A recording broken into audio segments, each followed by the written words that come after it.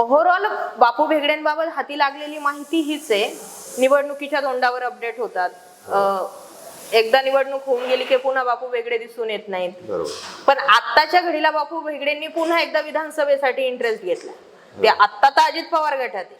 आता तुतारीकडे जाण्याचा विचार करतील का, शरद पवार त्यांना घेतील का आणि तिकीट देतील का, हा का आणि जर तरचा विषय. पण बापू भेगडे यांचे प्लस पॉइंट कोणते, ड्रॉबॅक्स कसे, आणि जर ही फाईट जर या अँगलनी जर जुळायची झाली सुनील शेळके विरुद्ध बापू भेगडे, तर ती कशी आणि कोणत्या पक्षाकडून जुळेल? हे बघा, आता तुम्ही म्हणाल तसं बरोबर आहे. बापू भेगडे आज महायुतीचा घटक आहे आणि राष्ट्रवादी काँग्रेसमध्ये बापू भेगडेंचं एक वलय आहे, ते नाकारून चालणार नाही. तरुणांमध्ये पण बापू भेगडेंची आज क्रेज चांगली आहे. परंतु जर महायुती म्हणून विचार केला तर बापू भेगडे